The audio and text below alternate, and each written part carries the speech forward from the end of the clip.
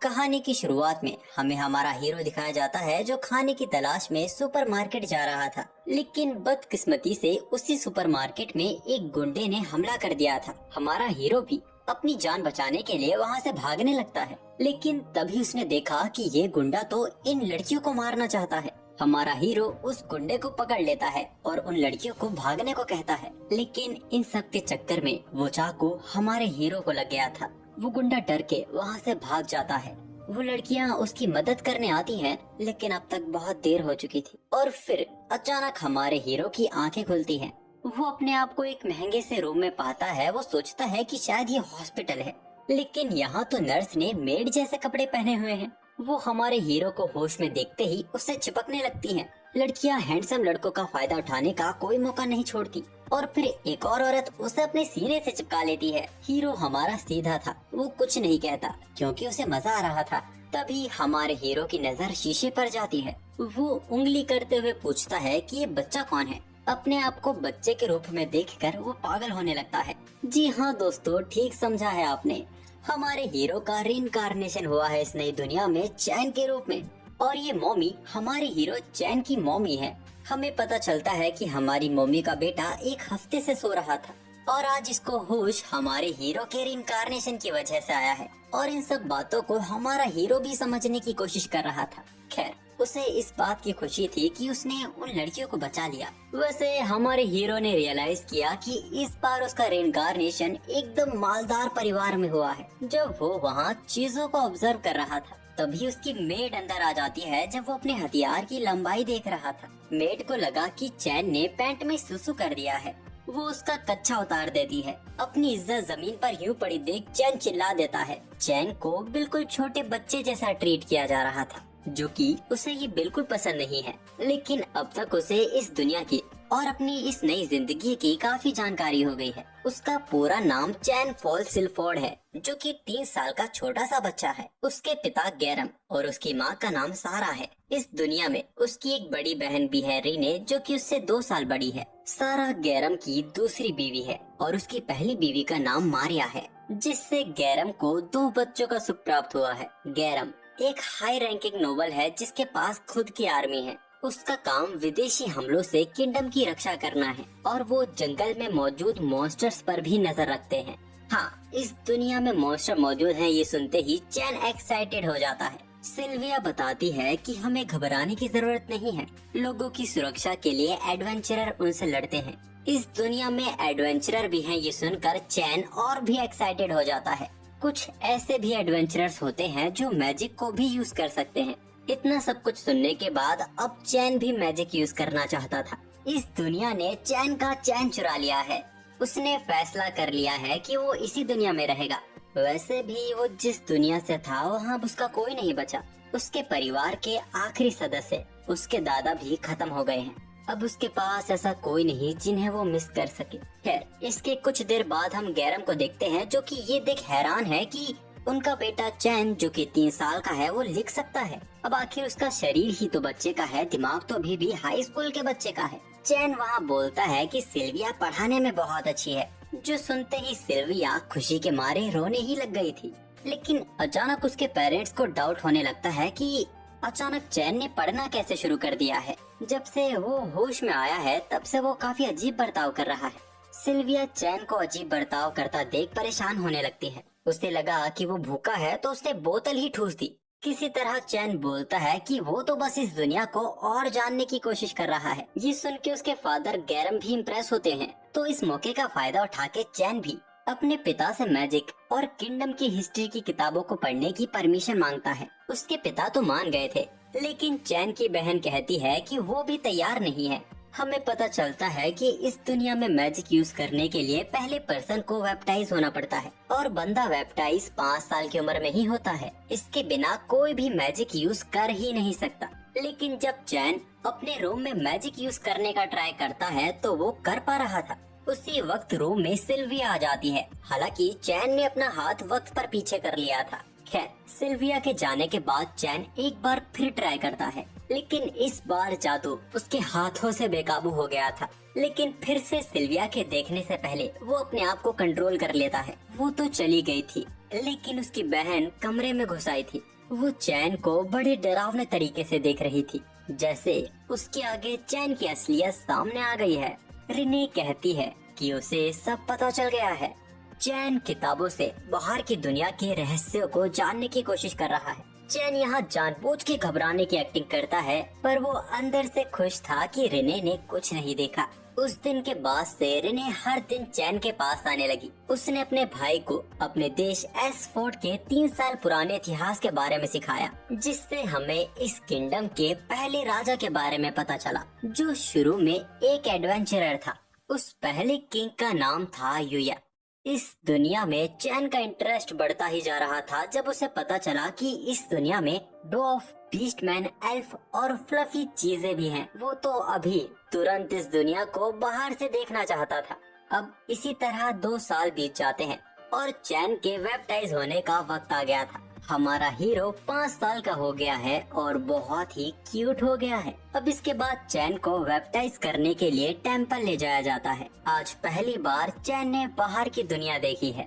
वो अपने मैजिक को लेके बहुत ही ज्यादा एक्साइटेड था। तभी उसे याद आता है और वो अपनी बहन से मैजिक स्टेटस के बारे में पूछता है। उसकी बहन उसे मैजिक स्टेटस दिखाती है। रिने के पास 3 एलिमेंट का मैजिक है, विंड, वाटर और फायर। इसी बीच चैन उसके स्टेटस में एक चीज देख हैरान हो जाता है। उसमें लिखा हुआ था कि रिने चैन की दीवानी है।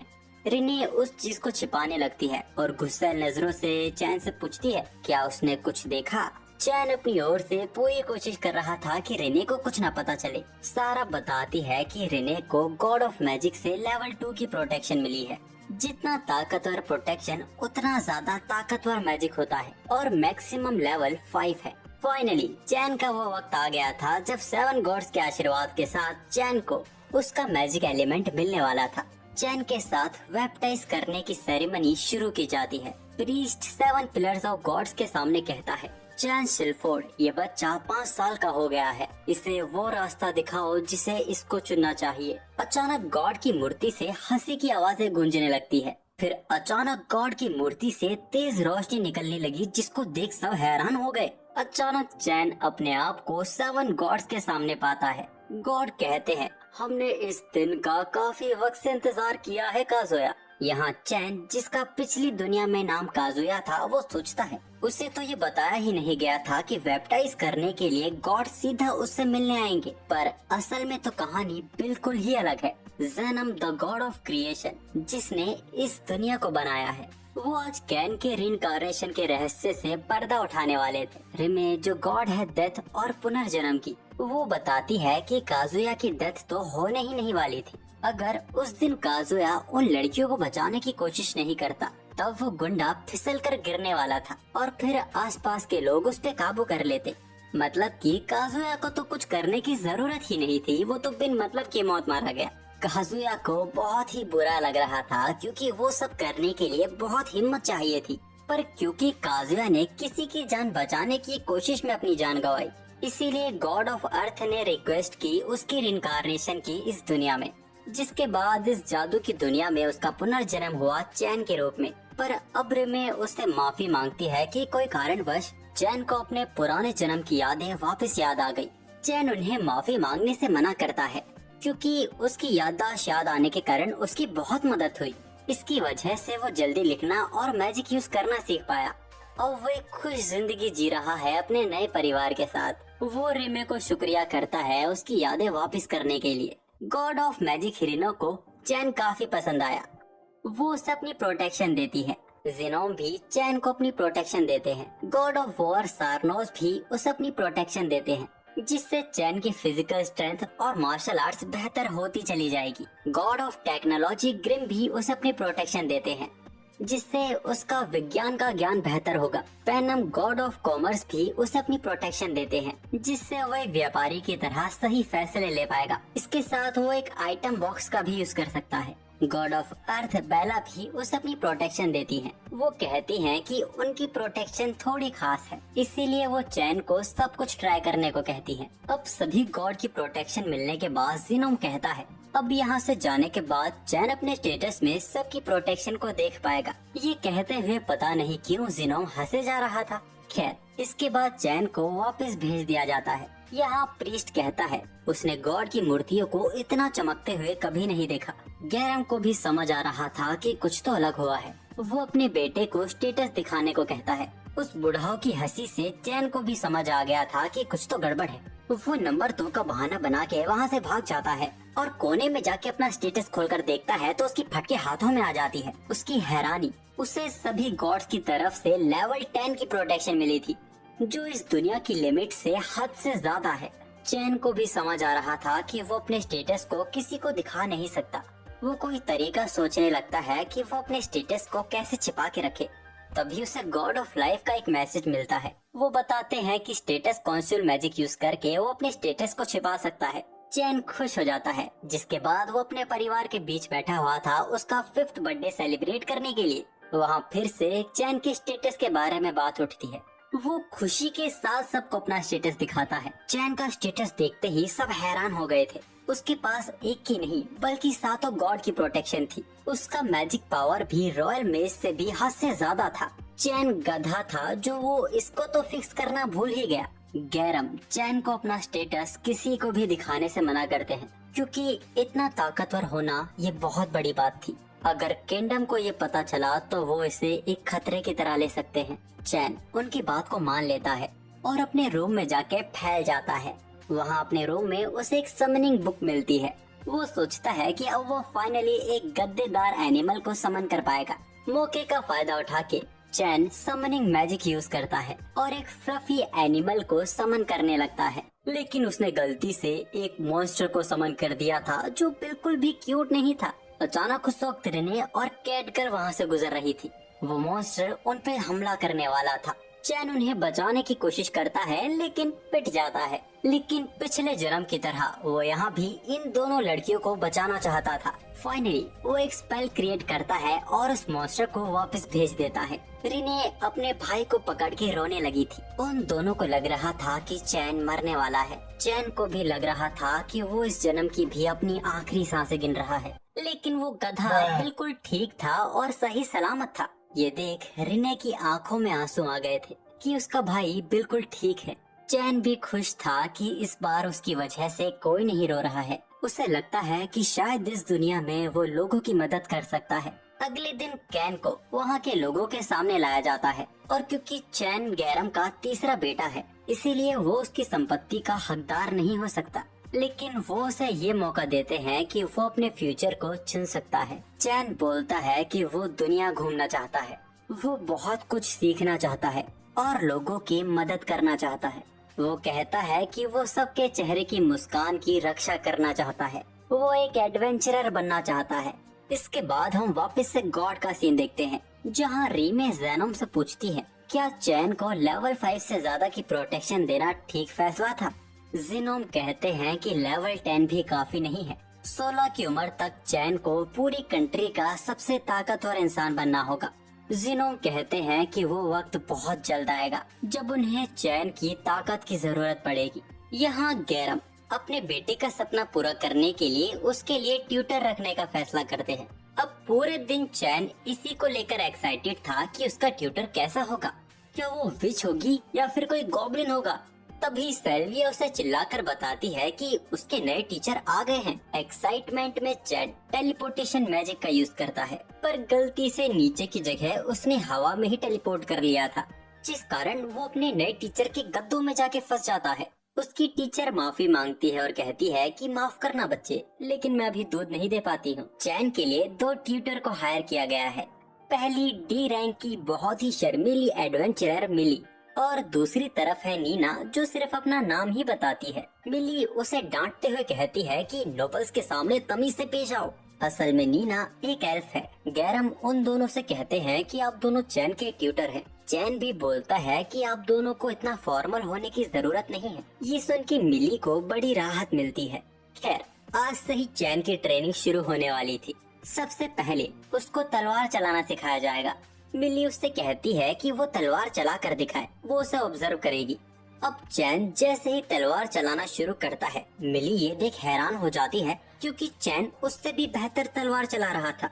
लेकिन वो एक 5 साल के बच्चे से कैसे हार सकती है। वो चैन के साथ ट्रेनिंग बैटल करती है और चैन को अपनी पूरी कोशिश करने को कहती है, जिसके साथ ही तुरंत चैन मिली पर भारी पड़ने लगा था, जबकि उन्हें पता चला है कि चैन तो हाल फिलहाल में ही बैप्टाइज हुआ है। नीना को समझ आ गया था कि चैन को गॉड ऑफ वॉर की प्रोटेक्शन मिली है। मिली चैन को थमने को कहती है, उसकी तो हालत ही खस्ता हो गई थी। वो कहती है कि अभी तुम नीना से मैजिक करना सीखो। नीना को गॉड ऑफ मैजिक से लेवल 3 की प्रोटेक्शन मिली है।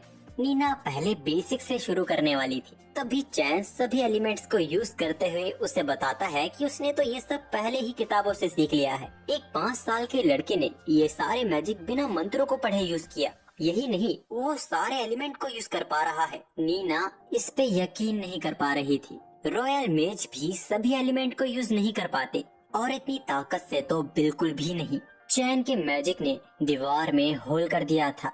उन्हें पता चला कि चैन के पास तो God of magic, God of war दोनों की प्रोटेक्शन है। उनके पास ऐसी कोई शिक्षा नहीं जो वो चैन को सिखा सकते हैं। और फिर चैन उन्हें अपना आइटम बॉक्स दिखा देता है। वो उन दोनों को हैरान करने में कोई कसर नहीं छोड़ रहा था। वो चैन को बताते हैं कि वो उसे यहाँ नहीं सिखा पाएंगे, उसकी ताकत को ये जगह झेल नहीं पाएगी। तो चैन उनसे रिक्वेस्ट करता है कि उसे बाहर सिखाया जाए।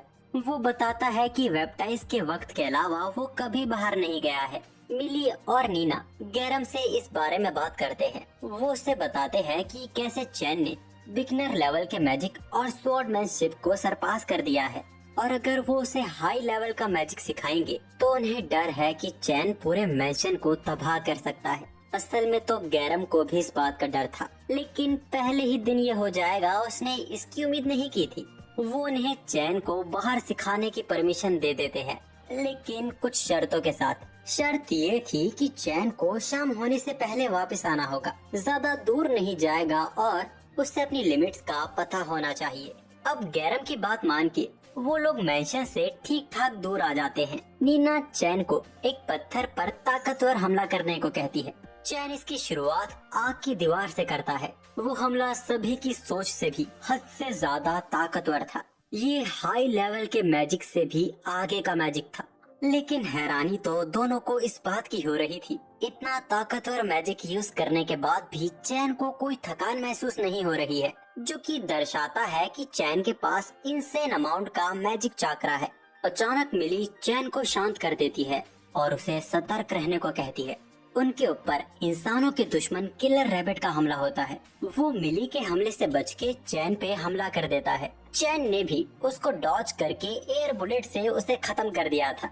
ये चैन की एडवेंचरर बनने की जर्नी का पहला किल था। मिली उससे पूछती है कि वो उसके पहले किल के साथ क्या करने वाला है। उसे आइटम बॉक्स में रख के वो कहता है कि वो उसे अपनी माँ और अपनी बहन को दिखाएगा। मिली को ये आइटम बॉक्स बहुत ही कूल लगा। वो भी पैसे सेव करके मैजिक बैग खरीदेगी। मैजिक बैग मैजिक आइटम का रेप्लिका होता है उन लोगों के लिए जिनके पास ये स्किल नहीं होती, लेकिन ये बहुत ही एक्सपेंसिव होता है। खैर, वो लोग फैसला करते हैं थोड़ा और शिकार करने का। नीना सर्च मैजिक का यूज करके दुश्मनों का पता लगाती है, जो कि उनसे 300 मीटर की दूरी पर मौजूद थे। ये चैन को काफी कूल लगा। जैसा नीना ने बताया, इस मैजिक को यूज करने के लिए अपने मैजिक को फैलाना पड़ता है। उस दायरे में आने वाले मैजिक को वो सेंस कर सकते हैं। चैन ने भी ठीक वैसा ही किया।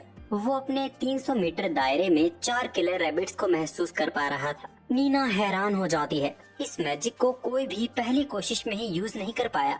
यहाँ तक कि चैन मॉन्स्टर को और उनकी संख्या को भी महसूस कर पा रहा है। मिली नीना से कहती है कि शायद हमें चैन के आगे हार मान लेनी चाहिए। इसके बाद वो सभी मिलकर किलर रैबिट्स को मार देते हैं। उनमें से बचकर भाग रहा एक किलर रैबिट का चैन पीछा करने जाता है। मिली तुरंत उसे चिल्लाकर जाने से मना करती है, क्योंकि ये जंगल बहुत ही खतरनाक है। ये पूरा जंगल ताकतवर मॉन्स्टर से भरा हुआ है। हर 10 सालों में एक बार इस जंगल के ताकतवर मॉन्स्टर मैंशन पर हमला करते हैं। इसीलिए तो मैंशन की दीवारें इतनी मजबूत बनाई गई हैं। मिली चैन से कहती है कि वो एक काबिल एडवेंचरर बनेगा, तब वो भी अपनी सिटी को प्रोटेक्ट कर पाएगा। चैन कहता है कि वो ऐसा जरूर करेगा। अब वापस घर आने के बाद चैन ये देख हैरान हो जाता है। बस 1-2 मॉन्स्टर को मारने पर ही उसका लेवल 8 हो गया है। असल में गॉड के चुने हुए होने की वजह से चैन का लेवल 100 गुना ज्यादा तेजी से बढ़ रहा है। गॉड के द्वारा चैन को ऐसा बना दिया है कि वो इंसानों से 100 गुना ज्यादा आगे का शख्स बन गया है। उसे डर लग रहा था कि अगर किसी ने उसका स्टेटस देख लिया तो लोग उसे अपने लिए खतरा समझेंगे, जिस कारण उसे सजाए मौत भी हो सकती है। वो गॉड से शिकायत करे ही जा रहा था क्योंकि उसे बस एक आम एडवेंचरर की लाइफ चाहिए थी।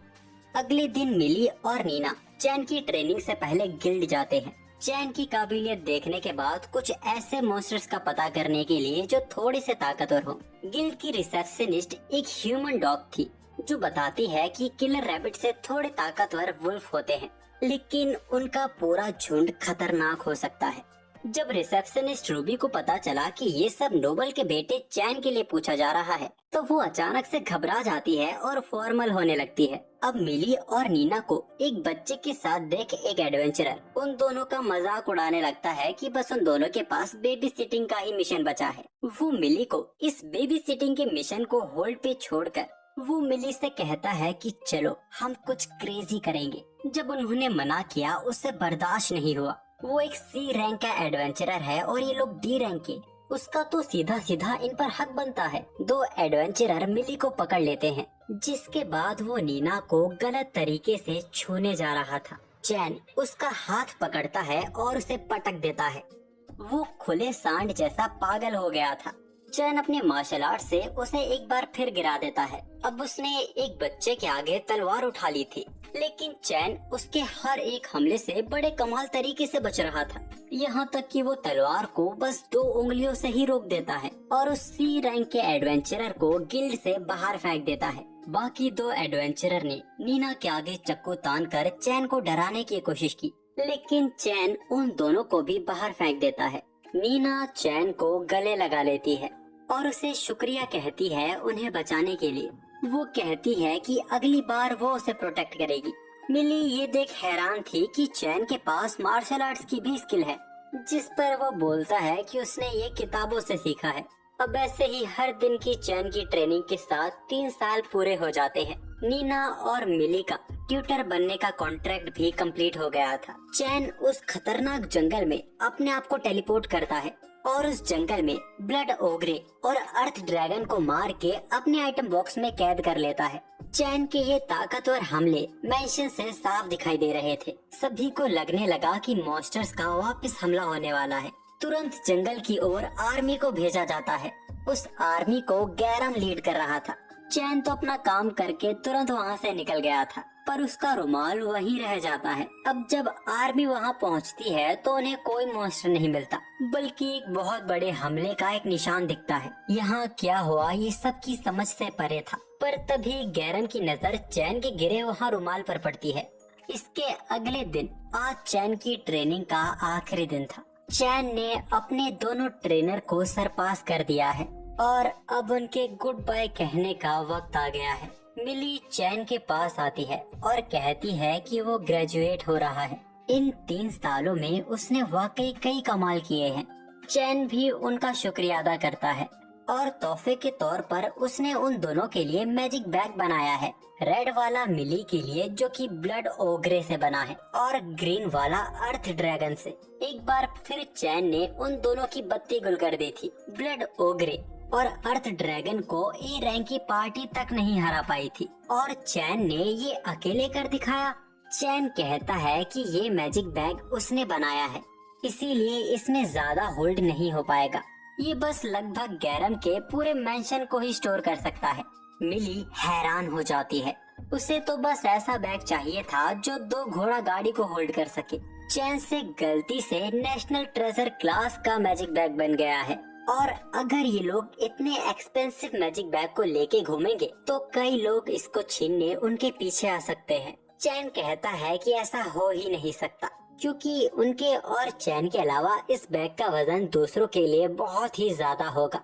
मतलब कि ये तो नेशनल ट्रेजर क्लास से भी बाहर का आइटम है। खैर, वो लोग पूछते हैं कि क्या वो सच में इस गिफ्ट के काबिल हैं, क्योंकि वो चैन को कुछ खास नहीं सिखा पाए हैं। चैन कहता है कि ये बिल्कुल भी सच नहीं है। वो कहता है कि उसने इन 3 सालों में बहुत ही ज्यादा मजे किए हैं। इसी दौरान मिली और नीना चैन को किस कर लेती है। ये चैन के लिए बिल्कुल अनएक्सपेक्टेड था। चैन हमारा फूला नहीं समा रहा था। मिली कहती है कि जब तुम बड़े हो जाओगे और कभी भी तुम्हें हमारी जरूरत पड़े तो याद रखना कि हम हमेशा तुम्हारे साथ हैं। जिसके बाद नीना और मिली अपनी नई मंजिल की ओर चल पड़ती हैं। चैन वापस अपने घर आता है जहां उसे अपने फादर से डांट पड़ रही थी क्योंकि उसके कारण सबको लगा कि मॉन्स्टर का हमला हुआ है। उसे कई बार समझाया गया है कि अपनी ताकत को लिमिट में इस्तेमाल किया करो। आज वाकई चैन को जोरों की डांट पड़ रही थी, लेकिन हमारा हीरो फिर भी नहीं मानता। वो वापस एक ड्रैगन से लड़ने चला गया था। उस ड्रैगन को आसानी से मार के चैन अपना स्टेटस खोल के अपना लेवल चेक करता है। अपना स्टेटस देखते ही वो हैरान हो जाता है। इस मामूली ड्रैगन को मार के उसका मैजिक 80 मिलियन से ज्यादा हो गया था। यहाँ तक कि उसको 2 नए टाइटल दे दिए गए हैं, enemy of all monsters and dragon killer. असल में मजाक मजाक में चैन ने जिस ड्रैगन को मारा है वो असल में मॉन्स्टर्स का राजा था। खैर, अब चैन 10 साल का हो चुका है, यानी 2 साल बीत चुके हैं और आज चैन पहली बार रॉयल कैपिटल जा रहा है। लेकिन कैपिटल पहुंचने में भी 1 हफ्ता लग सकता है अगर किसी मॉन्स्टर्स के ग्रुप का हमला नहीं हुआ तो। सबकी सुरक्षा के लिए चैन पहले ही 3 किलोमीटर दूर के दायरे को स्कैन कर लेता है। बुरी खबर थी, मॉन्स्टर्स के ग्रुप ने कुछ इंसानों पर हमला कर दिया है। बात का पता चलते ही गैरम 2 सिपाहियों को आगे जल्दी पहुंचने को कहता है, पर चैन जानता है कि वो वक्त पर नहीं पहुंच पाएंगे। इसीलिए चैन अपने विंड मैजिक का यूज करके हवा की रफ्तार से आगे बढ़ जाता है। वहाँ हम देखते हैं कि अपनी जान पर खेलकर सिपाही मॉन्स्टर से इस बग्गी की रक्षा कर रहे थे, लेकिन उससे पहले उन मॉन्स्टर्स के हाथों सभी मारे जाते। चैन वक्त पर आकर सभी मॉन्स्टर्स को खत्म कर देता है और अब बस एक आखिरी सबसे बड़ा मॉन्स्टर ही बचा था। चैन फायर स्वॉर्ड अटैक से उस मॉन्स्टर का नामो निशान ही मिटा देता है। सिपाही चैन को भी उस बग्गी के करीब नहीं आने दे रहे थे। वो चैन को भी अपने लिए एक खतरे की तरह ही देख रहे थे। चैन छुपकर बताता है कि वो नोबल गैरम सिल्फोर्ड का तीसरा बेटा है। उसका नाम चैन वॉन सिल्फोर्ड है। अब तक गैरम के भेजे हुए सिपाही भी वहाँ पहुँच चुके थे। वो ये देख हैरान थे कि चैन यहाँ क्या कर रहा है और इन सभी मॉन्स्टर्स को आखिर किसने मार दिया। खैर, आखिर सच पता चलने के बाद वो सिपाही राहत की सांस लेता है। चैन उन्हें अपने आप को संभालने को कहता है और कहता है कि वो हीलिंग मैजिक कर सकता है और सभी को एक साथ हील कर सकता है। ये बात एकदम असंभव थी, लेकिन जब बात चैन की आती है तो सब कुछ मुमकिन हो जाता है। चैन वहाँ सभी घायल हुए सिपाहियों को हील कर देता है, लेकिन जो मारे जा चुके हैं वो उन्हें ठीक नहीं कर सकता। वो उन सभी बॉडीज को अपने आइटम बॉक्स में स्टोर कर लेता है। अब तक गैरम की बग्गी भी वहाँ पहुँच चुकी थी। वो आते ही पूछते हैं कि क्या सब लोग ठीक हैं? चैन को यहाँ देख वो भी हैरान हो जाते हैं। अब उन्हें समझ आया कि आखिर चैन ने बग्गी से छलांग क्यों लगा दी। अब इसी चर्चा के बीच गैरम की नजर बग्गी पर बने निशान पर जाती है। वो हैरान हो जाता है और हड़बड़ाहट में पूछता है क्या वो ठीक हैं? असल में इस बग्गी में रॉयल कैपिटल की शान प्रिंसेस टेलेसिया और मिस सिल्क थी, जो राजा ड्यूक की बेटी है। वो दोनों बहुत ही घबरा गई थी। वो गैरम और चैन का शुक्रिया करती है उन्हें बचाने के लिए। चैन उन्हें अपनी पहचान बताता है और कहता है कि वो खुश है कि वो दोनों ठीक हैं। तभी अचानक प्रिंसेस टेलेसिया की तबीयत बिगड़ने लगती है। अब तक जो इन्होंने झेला है ये सब उसी की वजह से है। चैन उनसे परमिशन मांगता है एक ऐसा मैजिक यूज करने के लिए जिससे उनका दिमाग शांत हो जाएगा।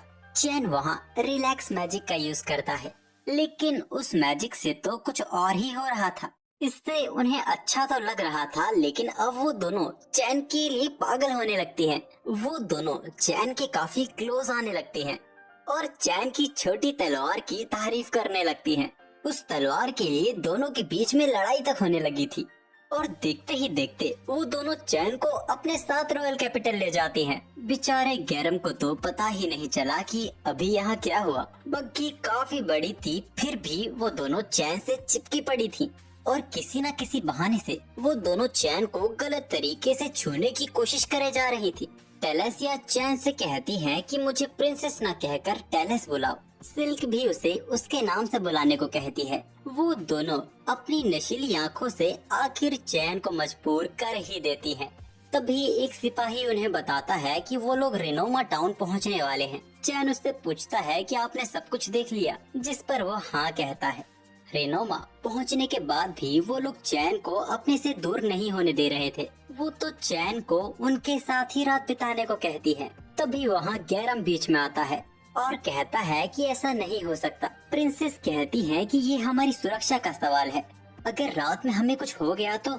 गैरम कहता है कि अगर ऐसी बात है तो वो एक मेड रखवा देगा, लेकिन वो कहती है कि चैन ही उनकी रक्षा करेगा क्योंकि यहाँ सबसे ताकतवर वो है।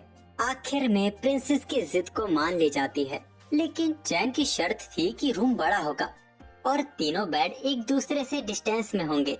लेकिन जितना चैन ने सोचा था बेड उतने दूर नहीं थे। इसके बावजूद वो तीनों चैन के बेड से ही अपने बेड को चिपका लेती हैं। चैन की यहाँ दो ब्रेड में फंसी बीच में टिक्की जैसी हालत हो गई थी। रात में वो दोनों कहती हैं कि ये रात बहुत डरावनी है, हमें अपने पास आने दो। किसी तरह रात कटती है, लेकिन बेचारा चैन पूरी रात सो नहीं पाया। अब इसी तरह कुछ दिनों के सफर के बाद आखिर वो लोग रॉयल कैपिटल पहुंच गए थे। अब रॉयल पैलेस में आते ही एक रॉयल गार्ड प्रिंसेस से पूछता है कि आखिर उन्होंने इसका हाथ क्यों पकड़ा हुआ है। चैन दोनों से हाथ छुड़वाता है और कहता है कि जैसा दिख रहा है वैसा नहीं है, असल में ये दोनों डरी हुई थी। प्रिंसेस वापस चैन से चिपट कर कहती है कि हाँ ये एकदम सही कह रहा है, ये है डैम आर्मी का वाइस कैप्टन और इसको भी चैन के बारे में खबर मिल गई थी। वो झुककर चैन का शुक्रिया करता है उनकी हाइनेस को बचाने के लिए और वो उनके साथियों की बॉडी भी लेकर आया जो लड़ाई के दौरान मारे गए थे। वो कहता है कि चैन की वजह से उनका सैक्रिफाइस बर्बाद नहीं गया। अब चैन जब वहाँ से जाने ही वाला था, तभी वो उसे रोककर कहता है कि किंग उससे मिलना चाहते हैं। चैन हैरान हो जाता है, लेकिन उसकी कोई बात नहीं सुनी जाती। हम देखते हैं कि कैसे भरी सभा में सबको ये बताया जा रहा था कि कैसे चैन ने दोनों प्रिंसेस की जान अपनी जान पर खेलकर बचाई, यहाँ तक कि उसने ऑर्क आर्मी के ऑर्क जनरल को भी हरा दिया। यही नहीं, उसने लड़ाई के बाद घायल हुए सिपाहियों को भी हील किया और मारे गए सिपाहियों को रॉयल कैपिटल भी वापस लेकर आया। पूरी सभा में किसी को यकीन नहीं हो रहा था कि इस बच्चे ने अकेले ये सब किया। चैन की इस बहादुरी के लिए उसे बैरोन का दर्जा दिया जाता है। यही नहीं, उसे प्लेटिनम कॉइंस और मेंशन भी तोहफे में दिया जा रहा था। सभा में मौजूद लोगों को ये बात हजम नहीं हो रही थी। उनमें से एक शख्स इसके खिलाफ आवाज भी उठाता है, आखिर एक 10 साल के बच्चे को इतना सब कुछ कैसे दिया जा सकता है। चैन बल्कि खुद भी इसके खिलाफ था। किंग उसे चुप होने को कहते हैं और एक सवाल करते हैं कि क्या वो ये कर पाता जो इस बच्चे ने किया है। किंग का मानना है कि पावरफुल शख्स को सही दर्जा मिलना चाहिए। अब किंग के खिलाफ वो मामूली से इंसान भी क्या ही बोल पाता। वो वापस पीछे लौट जाता है। चैन भी किंग के डिसीजन को ठुकरा नहीं सकता था, इसीलिए वो भी उनके सारे गिफ्ट्स को एक्सेप्ट कर लेता है। अब सभा को खत्म करने के बाद किंग चैन को पर्सनली अपने पास बुलाते हैं। अकेले में किंग वापस चैन को शुक्रिया करते हैं, लेकिन इस बार सिर झुका के। चैन गैरम हैरान हो जाते हैं और खड़े हो जाते हैं। एक और शख्स चैन का शुक्रिया करता है, जो कि सिल्क का फादर है। चैन दोनों को भी ऐसे सिर झुकाने के लिए मना करता है। किंग कहते हैं कि वो उसका शुक्रिया किंग के तौर पे नहीं, एक पिता के तौर पे कर रहे हैं। किंग देरी न करते हुए चैन के फ्यूचर के लिए भी बात करने लगते हैं। चैन मैजिक और तलवारबाजी दोनों में ही अव्वल दर्जे का माहिर है, वो भी 10 साल की उम्र में।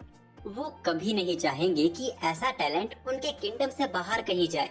इसीलिए किंग चैन से पूछते हैं कि क्या वो उनकी बेटी टेलेस्टिया से शादी करेगा। यहाँ तक कि वो चाहते हैं कि वो सिल्क से भी शादी करे। चैन के यूं हैरान हो जाने पर वो कहते हैं कि शादी उसे अभी नहीं, उसकी बड़े होने का इंतजार किया जाएगा, पर अभी उनके बीच एंगेजमेंट होगी। किंग कहते हैं कि इसके पीछे कारण है कि चैन ने आते वक्त बग्गी में दोनों का हाथ पकड़ा हुआ था, यहाँ तक कि उसने दोनों के साथ रातें भी बिताई हैं। चैन के ऐसा करने की वजह से अब उन दोनों से कौन शादी करेगा। चैन बेचारा वहाँ कुछ नहीं कह पाता। तभी किंग और उसका छोटा भाई चिल्लाकर चैन से पूछते हैं। वो बड़ा भद्दा सवाल करते हैं कि क्या उनकी बेटी उसे सेटिस्फाई नहीं कर पाई। उन्होंने तो चैन को कुछ बोलने लायक ही नहीं छोड़ा था, लेकिन असल में तो इस पूरे ड्रामे के पीछे कोई और ही कारण है। असल में तो किंग ये जानना चाहते हैं कि आखिर चैन है कौन। इसीलिए वो चैन को ऐसी ऐसी पद्धति दे रहे हैं ताकि वो किंगडम में ही रहे। और यही कारण भी था अपनी बेटियों से ये पूछने का कि वो क्या चैन को पसंद करती हैं, जिस पर उन्हें पता चलता है कि उनकी दोनों बेटियां तो चैन के लिए पागल हैं। खैर किंग का बस एक ही मकसद है, चैन को किंगडम में रखना ताकि उसकी सच्चाई का पता चल सके। चैन मदद के लिए अपने बाप की तरफ देखता है, लेकिन गैरम तो उससे मुंह ही फेर लेते हैं। अब एंगेजमेंट को मानने के अलावा चैन के पास भी कोई रास्ता नहीं बचा था। ये सुनकर दोनों प्रिंसेस बहुत ही ज्यादा खुश हो जाती हैं और कहने लगती हैं कि वो उस रात को कभी नहीं भूल सकते जब वो तीनों एक साथ चिपक कर सोए थे। अब किंग को ये तो पता था कि वो लोग साथ सोए थे, पर वो लोग अब तक ही नहीं जानते थे कि वो लोग चिपक कर सोए थे। चैन की यहाँ वाट लग गई थी। अब वो बेचारा एक्सप्लेन करे तो करे कैसे। अब इसके कुछ देर बाद हम देखते हैं कि चैन की फैमिली ने उसे घेर लिया है। रिने बिल्कुल भी खुश नहीं है कि उसके भाई की एंगेजमेंट हो रही है। गैरम भी चैन से थोड़े गुस्सा थे क्योंकि उसके बाद गैरम को किंग ने बुलाया था और पूछा कि क्या उनका बेटा प्ले बॉय है जो उसने उनकी दोनों बेटियों को फंसा लिया है। आज फिर से चैन की ढंग से क्लास ली जा रही थी। ये सब खत्म होने के बाद चैन परेशान होकर वापस गॉड से मिलने जाता है। वो वापस टेम्पल गया और फिर से मूर्ति चमकने लगी। चैन का यहाँ आने का मकसद अपने स्टेटस के बारे में बात करने का था। अब उसका स्टेटस एक इंसान जैसा नहीं रह गया है। गॉड कहते हैं कि वो सबसे ताकतवर इंसानों की गिनती में आ गया है। इसीलिए गॉड उसे पूछते हैं कि क्या वो डेमी गॉड बनना चाहेगा। डेमी गॉड उसी दर्जे में होते हैं जिसमें होली बीस्ट और डिवाइन ड्रैगन आते हैं। गॉड चैन को एक चेतावनी देते हैं। वो भले ही बहुत ताकतवर हो गया है, लेकिन उसकी भी एक सीमा है। तो गॉड कहते हैं कि कभी अपनी लिमिट का टेस्ट मत करना। वैसे गॉड कहते हैं कि उनके रेल्म में कुछ भी मजेदार नहीं है। इसीलिए वो चैन से पूछते हैं कि क्या वो अपनी पुरानी दुनिया की नॉलेज से कुछ एंटरटेनिंग बना सकता है। तभी चैन के माइंड में एक आइडिया आता है। अब वहाँ से वापस लौटने के बाद हम देखते हैं कि चैन की माँ और उसकी बहन उसे लड़कियों के कपड़ों के शोरूम ले आई हैं, जहाँ चैन को रुकना बिल्कुल भी ठीक नहीं लग रहा था। आखिर किसी तरह वो वहाँ से बाहर निकलने में कामयाब हो जाता है और बाहर निकलते ही उसे सामने पारमा दिखती है, वही कैट गर्ल जिसको चैन ने बचाया था। पारमा ने भी चैन को पहचान लिया था। हमें पता चलता है कि पारमा यहाँ अपने अंकल की शॉप पर ट्रेनिंग के लिए आई है। अब जैसे ही पारमा के अंकल को भी पता चलता है कि चैन एक नोबल है, वो भी उसके सामने पैनिक करने लगते हैं। चैन उनसे कहता है कि उन्हें फॉर्मल होने की जरूरत नहीं है और वो उनकी शॉप भी देखना चाहता था। पारमा के अंकल तैमिनिस की शॉप देखने के बाद चैन कुछ सोचता है और तैमिनिस से पूछता है कि क्या वो उसके लिए एक चीज बना सकते हैं। वो उसे बना कर बेच भी सकते हैं। अचानक ये सुन तैमिनिस शॉक हो जाता है। चैन असल में तैमिनिस से रिवर्सी गेम बनवाना चाहता था। वो उसे बताता है कि इस गेम को कैसे बनाया जाता है। तैमिनिस को भी तुरंत समझ आ गया था और उसे ये नया गेम काफी इंटरेस्टिंग भी लगता है। वो कहता है कि वो सबके लिए इसे अफोर्डेबल प्राइस में बनाएगा। ये सुन के चैन को बहुत अच्छा लगा। वो उसे पहले एक प्रोटोटाइप बनाने को कहता है और इसके लिए उसे एक गोल्ड कॉइन की इन्वेस्टमेंट देता है। एक प्रोटोटाइप बनाने के लिए एक गोल्ड कॉइन बहुत ही ज्यादा बड़ी कीमत थी। इसको लेने में वो हिचकिचा रहा था। चैन उसे ये इन्वेस्टमेंट के तौर पे लेने को कहता है, जिसके बाद चैन शॉप से बाहर निकल जाता है, जहाँ पे रिने उसका ही इंतजार कर रही थी। रिने बहुत ही गुस्सा थी जो चैन अचानक से गायब हो गया। वो उसे अपने सारे कपड़े पहनकर दिखाना चाहती थी। चैन बात को संभालते हुए कहता है कि ऐसा इसीलिए क्योंकि आप हर एक कपड़े में ही क्यूट लगती हैं। ये सुन के रिने पिघल जाती है और कहती है कि अगर ऐसी बात है तो वो उसे अपने सारे कपड़े पहनकर दिखाएगी। चैन ने अपने पैरों पर खुद ही कुल्हाड़ी मार ली थी। सुबह तक रिने चैन को अपने अलग अलग कपड़े पहनकर दिखाती है। चैन बेचारा बैठा हुआ बस उसकी तारीफें करे जा रहा था। अब इससे पहले चैन को भी कपड़े पहनकर दिखाने पड़ते। तभी उसकी मेड खबर देती है कि तैमिनिस ने चैन को अपनी शॉप में बुलाया है। हमें पता चलता है कि तैमिनिस ने पूरी रात भर काम करके रिवर्सी का प्रोटोटाइप बनाया है। इस प्रोटोटाइप को देखकर चैन एकदम हैरान है। जैसा उसने सोचा था ये प्रोटोटाइप वैसा ही एकदम सेम है। इसके बाद चैन तैमिनिस को ये गेम खेल कर दिखाता है। ये देखकर तैमिनिस पागल ही हो जाता है। वो कहता है कि ये गेम तो मार्केट में आग ही लगा देगा। चैन कहता है कि रेगुलर वर्जन के अलावा भी वो नोबल्स के लिए स्पेशल अलग से वर्जन बनाए, तभी हम अमीरों की जेबों को खाली कर पाएंगे। वो 50 स्पेशल और 1000 रेगुलर वर्जन बनाने को कहता है। टेमिनिस को तो आंखों के सामने लक्ष्मी आती दिखाई दे रही थी। चैन कहता है कि अगर धंधा बढ़िया चला तो वो प्रोडक्शन की कैपेसिटी भी बढ़ा देंगे। टेमिनिस थोड़ा परेशान हो जाता है क्योंकि उनकी कंपनी के पास इतना पैसा भी नहीं है, तो चैन उसके मुंह पे कुछ सोने के सिक्के दे मारता है जो इन सभी काम के लिए भी ज्यादा थे। खैर, इसके बाद टेमिनिस चैन से गॉड ऑफ कॉमर्स से कॉन्ट्रैक्ट बनाने को कहता है ताकि 3 सालों तक उनके प्रोडक्ट को कोई कॉपी ना कर सके। अब कॉन्ट्रैक्ट बन जाने के बाद चैन टेमिनिस को एक और रिवर्सी बनाने को कहता है जो वो किंग को तोहफे में देना चाहता था। टेमिनिस घबरा जाता है कि क्या उसका बनाया प्रोडक्ट किंग को देने लायक होगा। चैन उससे कहता है कि उसे उस पर पूरा भरोसा है। पाल्मा हैरान हो जाती है और चैन से पूछती है कि उसने तो काफी अच्छे कनेक्शन बना रखे हैं। अब इस बच्ची को कौन बताए कि चैन की तो पहचान देवताओं में है। असल में उस वक्त भी चैन को रिवर्सी का ही आइडिया आया था, जिसको इस वक्त गॉड काफी एंजॉय भी कर रहे हैं।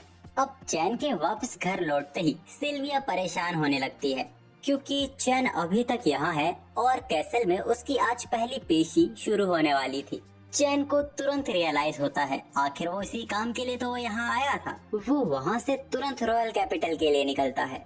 रास्ते में गैरम चैन से कहते हैं आज उसे सभी के सामने बैरॉन बना दिया जाएगा, तो कई लोग अपनी बेटियों के तार उससे जोड़ने की कोशिश करेंगे। चैन कहता है कि वो उनसे निपटने का कोई तरीका ढूंढ लेगा। मेंशन में चैन फिर से उस आदमी को दिखता है और आज वो अपने बेटे के साथ यहाँ आया था। तभी गैरम चैन को आवाज देते हैं। वो उन्हें ड्यूक और उनकी बेटी से मिलवाता है। असल में बैरन वाली बात वो प्राइवेट में हुई थी, इसीलिए ये लोग यहाँ ये दिखाने की कोशिश कर रहे हैं कि उनकी ये पहली मुलाकात है। अब इसी बीच ड्यूक अपनी स्केरी स्माइल से बार बार चैन को छेड़े जा रहे थे। सिल्क भी अपने आप को चैन के सामने इंट्रोड्यूस करती है और शुक्रिया कहती है उस दिन उसे बचाने के लिए। चैन सिल्क से कहता है कि आप इस ड्रेस में बहुत ही खूबसूरत दिख रही हैं। उसे तो लगा एक बार के लिए सिल्क ही प्रिंसेस है। अपनी तारीफ सुनकर सिल्क एक बार फिर चैन के प्यार में गिर पड़ती है। तब ड्यूक खांस के इन निब्बा निब्बी के आशिक पने को रोकता है और पूछता है कि 10 साल की उम्र में तुम में लड़कियों से बात करने की कला कैसे है। गैरम बताते हैं कि चैन की बड़ी बहन रिने टॉम बॉय जैसी है, अगर उसकी कोई तारीफ ना करे तो वो दुखी हो जाती है, इसीलिए चैन ऐसे ही बड़ा हुआ है। किसी तरह बात को संभाल के गैरम चैन को लेके वहाँ से निकल जाते हैं और चैन से कहते हैं कि तुम वाकई 10 साल के बच्चे जैसे रिएक्ट नहीं करते। अब तक किंग भी क्वीन और प्रिंसेस के साथ सबके सामने आ गए थे। वो सबका शुक्रिया करते हैं इतनी दूर से यहाँ आने के लिए और इस समारोह में शामिल होने के लिए। अब किंग की स्पीच खत्म होने के बाद चैन और उसकी फैमिली किंग से मिलने आती है। अब यहाँ भी चैन टेलेस्टिया की खूबसूरती की तारीफ करता है। वो कहता है कि उसे लगा कि खुद देवी उसके सामने प्रकट हो गई है। किंग गैरम से सवाल करते हैं, आखिर तुमने अपने बेटे को कैसे बड़ा किया है? देखो मेरी बेटी की तरफ। हम देखते हैं कि टेलेस्टिया तो एकदम फिदा ही हो गई है। खैर, चैन किंग की डरावनी स्माइल को इग्नोर करता है और उन्हें वो तोहफा देता है जो वो उनके लिए बनवा के लाया था। चैन उनके सामने रिवर्सी पेश करता है और उसके बारे में थोड़ा कुछ बताता है। इसमें किंग को भी काफी इंटरेस्ट आ रहा था। वो इसके बारे में चैन से और भी बात करना चाहते थे, साथ ही उन्हें टेलेस्टिया के बारे में भी बात करनी है। वो चैन को सेरेमनी के बाद प्राइवेट में मिलने को कहते हैं। अब किंग से मिलने के बाद गैरम चैन से पूछते हैं आखिर उसने इस गेम का प्रोडक्शन करना क्यों शुरू कर दिया। असल में चैन को डर है कि उसके बैरॉन बनने के बाद जब उसे महल मिलेगा तो वो उसे मैनेज नहीं कर पाएगा। उसको मेंटेन करने के लिए अच्छा खासा पैसा चाहिए होगा। गैरम को काफी अच्छा लगता है कि उनका बेटा वाकई एक नोबल बन गया है। खैर, गैरम को अब अलग होके बाकियों से भी मिलना होगा। वो चैन से अपनी उम्र के बच्चों से बात करने की और उनसे घुलने की कोशिश करने को कहता है। अब गैरम के जाते ही सिल्क चैन से चिपक जाती है और चैन से बात करने लगती है। बातों के दौरान वो चैन को मास्टर चैन कह रही थी। चैन उसे मास्टर कहने को मना करता है और उसका बस नाम लेने को कहता है। अब ये सुनते ही सिल्क बार बार चैन का नाम लेने लगती है और उसे परेशान करने लगती है। और धीरे धीरे उसके करीब आने लगती है। तभी उसी आदमी का बेटा हैबिट उनके पास आता है और सिल्क के कपड़ों की तारीफ करने लगता है। उसने सोचा था कि सिल्क की तारीफ करने से वो भी उससे चिपकने लगेगी, लेकिन सिल्क ने बस उसे आके ग्रीट ही किया। अब हैबिट के चमचे चैन को डांटने लगते हैं। वो कहते हैं कि कार्जिनो के बड़े बेटे मिस सिल्क से बात कर रहे हैं, तुम उनके सामने ऐसे कैसे बैठ सकते हो। कैन भी हैबिट को ग्रीट करता है। उनके चमचों को ये पसंद नहीं आता। चैन उनसे छोटे दर्जे के बैरन का बेटा है, उसे हैबिट को मास्टर हैबिट कहना चाहिए। हैबिट उन्हें रोकता है और कहता है कि सिल्क को परेशानी नहीं होनी चाहिए। वो चैन को माफी मांगने को कहता है और वो सब भूल जाएगा। अब इससे पहले सिल्क गुस्सा हो, चैन उससे कहता है कि हैबिट को माफी मांगनी चाहिए और चैन की बार बार की बदतमीजी हैबिट के घमंड को गुस्सा दिला रही थी। वो चैन को लड़ाई के लिए चैलेंज कर देता है। अब उनके पीछे पीछे सिल्क भी बाहर आ गई थी, यहाँ तक कि वो उनके सामने चैन से चिपकने भी लगी थी। चैन उसे जबरदस्ती दूर करने की कोशिश करता है, लेकिन वो मानती ही नहीं है। हैबिट को उनकी ये फ्लर्टिंग और भी गुस्सा दिला रही थी। हैबिट कहता है कि उसके चमचों को गॉड की प्रोटेक्शन मिली है, ये मैजिक यूज कर सकते हैं। अब यहाँ सिल्क को फिर से बहाना मिल गया था चैन से चिपकने का। वो कहती है कि उसे बहुत डर लग रहा है। हैबिट उन्हें एक दूसरे से दूर होने को कहता है। अब उसका पहला चमचा हमला करता उससे पहले ही वो मैजिक करना ही भूल जाता है। तब वो अपनी मैजिक की बुक निकाल के कई सारा मैजिक इकट्ठा करने लगता है। वो भले ही मैजिक करना भूल गया था, लेकिन उसके मैजिक में वाकई बहुत ही ताकत थी। उसके मैजिक से आसपास का वेदर चेंज होने लगता है। वो चैन पर ग्रेट फायर बॉल से हमला करता है, लेकिन आखिर में वो हमला बहुत ही छोटा और कमजोर था। अब दूसरा चमचा उसी किताब को पढ़ के अपना मैजिक यूज करता है। उसको देखकर भी ऐसा लग रहा था कि वो काफी ताकतवर अर्थ मैजिक यूज करेगा, लेकिन वो रॉक बुलेट यूज करता है, जिनकी रफ्तार बहुत ही धीरे थी और निशाना भी ठीक नहीं था। उनकी हरकतें देखने के बाद अब सिल्क को गुस्सा आ गया था। वो उन तीनों को बताती है कि चैन ही वही है जिसने उन्हें बचाया था। चैन बैरन का बेटा नहीं, बल्कि वही बैरन है, और वो किसी आलतू फालतू का नहीं, बल्कि गैरम सिल्फोर्ड का बेटा है। उस हादसे के बाद से ही उस हादसे के चर्चे पूरे कैपिटल में हो चुके थे, लेकिन वो चैन ही था। इन बच्चों को ये नहीं पता था। वो तो अभी भी यकीन नहीं कर पा रहे थे। एक उनकी उम्र के बच्चे ने ऑर्क जनरल को हरा दिया। वो तीनों चैन के आगे झुक के उससे माफी की भीख मांगने लगते हैं और उसी हालत में रेंकर वहाँ से चुपचाप निकल जाते हैं। सिल्क ने वाकई बहुत एंजॉय किया। वो तो ये बात टेलेस्टिया को भी बताने को कह रही थी, लेकिन चैन उसे मना करता है। तो वो ये शर्त रखती है कि अगर चैन उसके साथ डेट पर चलेगा तो वो इस बात को सीक्रेट रखेगी। तभी टेलेस्टिया भी वहाँ आ जाती है और उसने सीक्रेट वाली बात को सुन लिया था। सिल्क उसे बताने ही वाली थी कि तभी चैन उसका मुंह बंद कर देता है। टेलेस्टिया शर्मा जाती है क्योंकि चैन ने एक अनमैरिड लड़की के लिप्स को छुआ था। वो कहती है कि वो ये बात ड्यूक को बताएगी अगर उन्होंने सच नहीं बताया तो। चैन वहाँ बात संभालने की कोशिश करता है, लेकिन सिल्क बोलती है कि चैन और वो किसी दिन डेट पर जाने की बात कर रहे थे। ये सुन के टेलेस्टिया को बहुत बड़ा झटका लगा, यहाँ तक कि अब तो सिल्क चैन को मास्टर भी नहीं कह रही थी। टेलेस्टिया का मुंह फूलने लगता है। वो कहती है कि वो भी चैन के साथ डेट पर जाना चाहती है। अब चैन भी कुछ नहीं कर सकता था। आखिर टेलेस्टिया बहुत क्यूट है। वो कहता है कि वो उसके साथ भी एक दिन डेट पे चलेगा, और तभी वो गौर करता है कि हट्टे कट्टे लंबे से किंग उनके सामने ही खड़े हैं। वो पूछते हैं चैन से, तुम कहाँ जाने की बात कर रहे थे? और टेलेस्टिया बिना हिचकिचाए बोल देती है कि हम तो डेट पे जाने की बात कर रहे थे। किंग चैन को अकेले में बात करने के लिए बुलाते हैं। चैन को वाकई डर लग रहा था। किंग को देख के तो ऐसा लगता है कि आज वो उसे कच्चा ही चबा जाएंगे। अब रिवर्सी खेलते खेलते ड्यूक चैन से पूछते हैं कि मैंने सुना है कि तुम डेट पे जाने वाले हो। किंग और ड्यूक दोनों चैन के कंधों पर हाथ रखकर उसे याद दिलाते हैं कि उसकी एंगेजमेंट तो फिक्स हो गई है, लेकिन ये अभी भी एक सीक्रेट है। खैर, आखिर वो दिन आ गया था जब चैन को अपने मेंशन की चाबी मिल गई। इस स्पीच मंत्री से हमें ये भी पता चलता है कि किंग रिवर्सी के एडिक्ट हो गए हैं। अगर उन्हें पता चला कि चैन यहाँ मौजूद है तो वो उसके साथ खेलने की जिद करने लगेंगे। इसीलिए शायद चैन को आज जल्दी यहाँ से निकल जाना चाहिए। लेकिन किसी तरह एरिक को पता चल गया कि चैन आया हुआ है और उसने चैन को रिवर्सी के लिए चैलेंज कर दिया।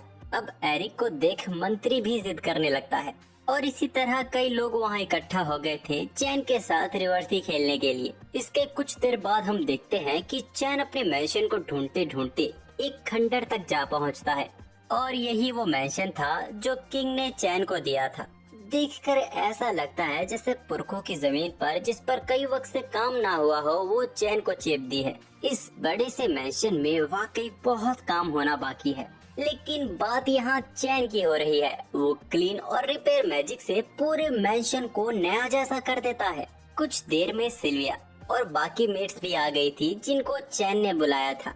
सिल्विया तो खुशी के मारे रोना चाहती थी जो चैन सामा ने अपना ख्याल रखने के लिए उसे बुलाया है। खैर चैन को नया बटलर भी हायर हुआ है और उसने चैन के बारे में बहुत कुछ सुना है कि कैसे उसने राजकुमारी को बचाया था। बेचारे चैन को तो शर्म ही आने लगी थी।